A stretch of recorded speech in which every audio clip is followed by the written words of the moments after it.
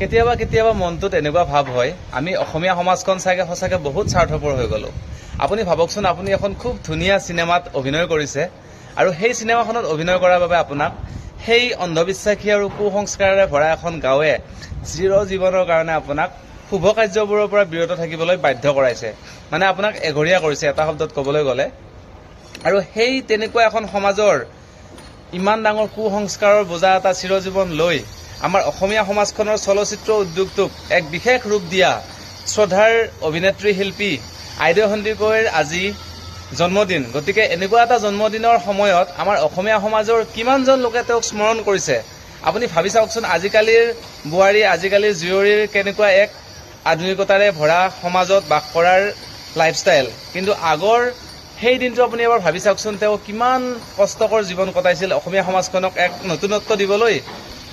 চমুকৈ ক'বলৈ হ'লে 1920 চনৰ 27 জুন তাৰিখে, অৰ্থাৎ 2025 চনৰ আজি 27 জুন, এই তাৰিখটোতে তেখেতে জন্মগ্ৰহণ কৰিছিল আমাৰ এই পুণ্য তীৰ্থ ভাৰতবৰ্ষৰ অসম ৰাজ্যখনত, আমাৰ সোণৰ অসমত।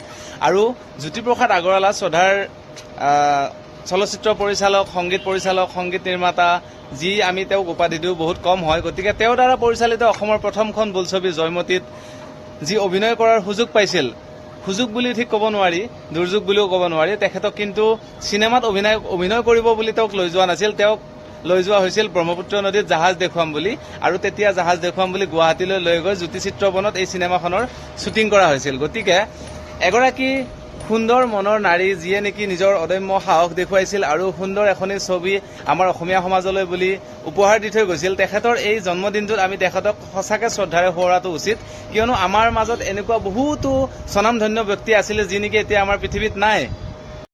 শ্ৰদ্ধাৰ আইদেউ সন্দিকৈৰ এটাই দোষ তেওঁলোকে বিচাৰি পাইছিল, তেওঁ প্ৰথম অসমীয়া নাৰী হিচাপে ওলাই আহিছিল সমাজৰ সেই কুসংস্কাৰবোৰক ভাঙি এখনি অসমীয়া চলচ্চিত্ৰত অভিনয় কৰিবলৈ, আৰু সেই চলচ্চিত্ৰখনত যিগৰাকী সহ অভিনেতা আছিল তেখেতক আইদেউ সন্দিকৈ বংশধৰ বুলি সম্বোধন কৰিছিল। আৰু এই দুয়োটা চোতা লৈয়ে তেখেতক যাৱজ্জীৱনৰ কাৰণে এখনি সমাজৰ পৰা বহিষ্কাৰ কৰি ৰখা হৈছিল, আৰু তেনেদৰে এক মানে শোকবিহ্বল মন লৈ জীৱনটি তেখেতে শেষ কৰিছিল 2002 চনত।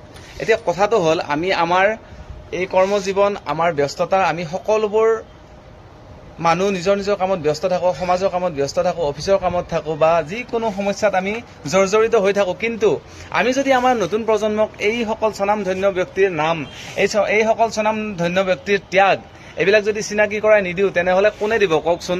আজিৰ এই বিশেষ দিনটোত যদি আমি মানে তেওঁৰ নামটি লৈ স্মৰণ কৰিবও নোৱাৰোঁ, তেওঁৰ বিষয়ে অকণমান শিকিব নোৱাৰোঁ, জানিব নোৱাৰোঁ, আমি কিহৰ অসমীয়া।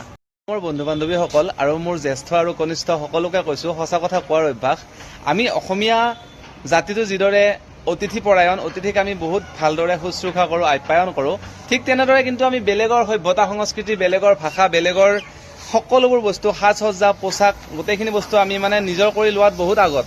আৰু আমি এই কথাটো কৰাটো ভাল অভ্যাস, কিন্তু বেলেগৰখিনি আদৰি লৈ নিজৰখিনি পাহৰি যোৱাটো বহুত বেয়া কথা। গতিকে আমি নিজৰ ভাষা আৰু সংস্কৃতিক যদি পাহৰি, নিজৰ আমাৰ স্বনামধন্য ব্যক্তিসকলক যদি মনত নকৰি, তেখেতৰ পুণ্যতিথিত অথবা জন্মদিনটোত যদি আমি তেওঁলোকক মনত নকৰোঁ, আমাৰ এই জাতীয় সত্তাটো এনেদৰে এদিন হেৰাই যাব কালৰ গৰাহত, এনেকুৱা মোৰ মনত ভাৱ হয়। সেইবাবে আজিৰ এই ভিডিঅ'টি বনালোঁ। আপোনালোকে ভিডিঅ'টি আশা কৰোঁ সকলোৰে লগত শ্বেয়াৰ কৰিব। লগতে শ্ৰদ্ধাৰ এই শিল্পীগৰাকীকো জন্মদিনৰ, যদিও তেখেত এই পৃথিৱীত নাই, তথাপি এনেদৰে আমি স্মৰণ কৰিব লাগিব, নহয় জানো? এনেদৰে আমাৰ যিসকল হেৰাই যোৱা আপোন মানুহ আছে তেওঁলোকক আমি স্মৰণ কৰি এনেদৰে আমাৰ অসমীয়া জাতিটোক সবল কৰিব লাগিব। জয় অসম।